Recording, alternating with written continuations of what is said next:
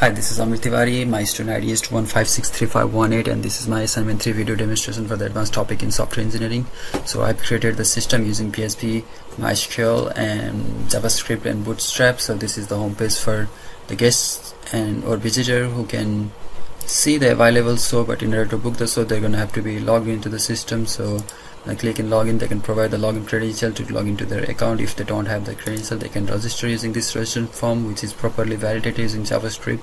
So I've already created my account, so I can log into my account and now I can see the events and I can book the show. So at first in the booking section, the details of what time and what theater the show is running, you can select the time and it will show the full detail of the movie.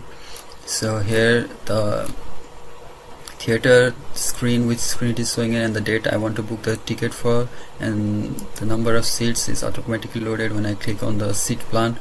So this is the seat plan, which the red part shows that the seat is occupied, which is retrieved from the database, that these seats are already taken by users. So if I want to book a seat for a different day, so the seat for this day only these seats are booked, and I want to go further. So for this day non-seats are selected, so I can choose from any part of the show. So this is automatically loaded from the database. Let's say I selected, let's go beyond, let's select for the 25, so I select like this is. So as I select the seats, the number of seats is automatically loaded and the value of the seat is also loaded, and the amount is calculated based upon that. So one ticket is based on the what is the price of one ticket. So when I click on book now, so the system asks me for the payment process. So the card details, let me provide some dummy details. So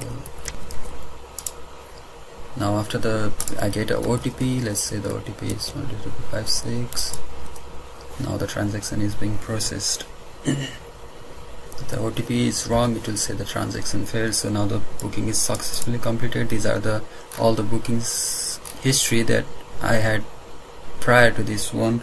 So here the first one means this shows a check mark because I have already booked and watched the show. So and there's more bookings under my name.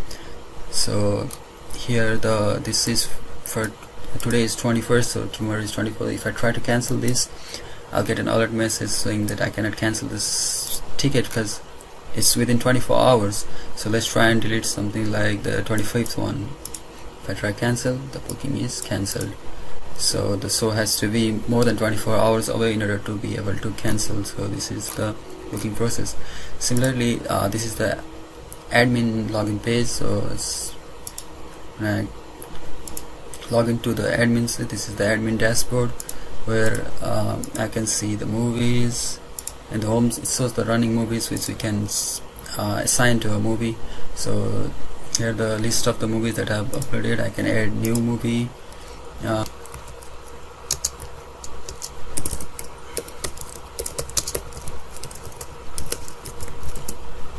So I have put in some details to add. So when I click on add movie, so the movie is added. Now we can see it in the movie server where we can modify it, delete it.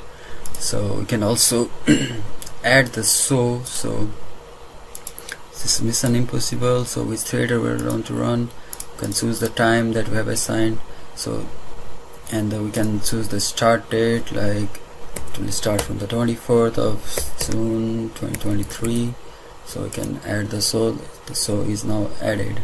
So we can see the show that it is added, the Mission Impossible. So when I click on start running, so this is what was showing. So Mission Impossible is running in theater 1 and 12. Similarly, we can see the today's show. So it takes the date of today's and shows is what movie are running today, and today's booking shows if there are any booking for today. If there is none, so it shows no booking for today. Because if there's a lot of bookings, we can just, it's difficult to see all of them. So now we can also view all the bookings, and we can see the shows. And here this add theater part is for the staff. So when you add a theater, we can name the theater. So if we have multiple theaters, we can give it name, address, location, and the login credentials for usernames are automatically generated.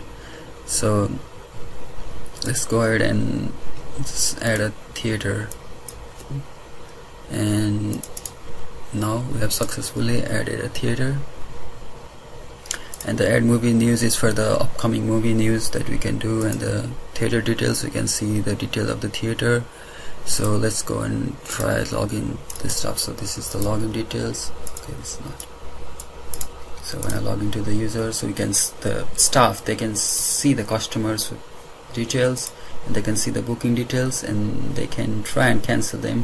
So if it is within 24 hours, there is an alert message, and if it is beyond 24 hours, then they'll be able to cancel this seat because there is none beyond 24 hours. And the theater details here, the staff can add show times, like in the noon time they can give it time 3, or they can add a screen that is like screen 2, and we can assign seats through which we can create a seating plan. And the ticket charge, of course, like £13. So this, we can do this. And after that we can add a show, and like for Mission Impossible, we can select the screen that is just created, and no show time is added.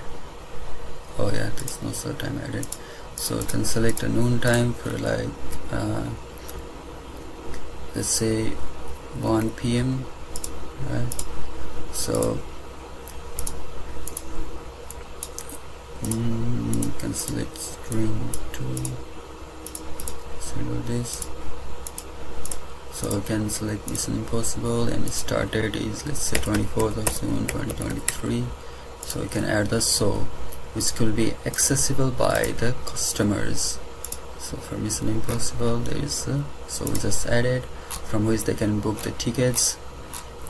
And to avoid the single seat scatter, the system allows user to choose from the range of tickets, the seat plan, seat layout, from which they can select. If there is non-seat available, they can choose the date where the seat plans is automatically refreshed through the database. So the database, it stores the value of each and every seat that is occupied and provide response in according to it.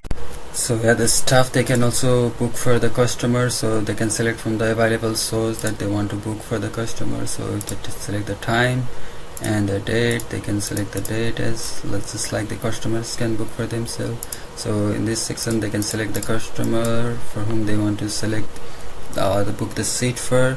In this section we can use search bar. If there are a lot of customers, it's difficult to select from these, so we can say it's in there. So it's like same as the customer books the seat for themselves.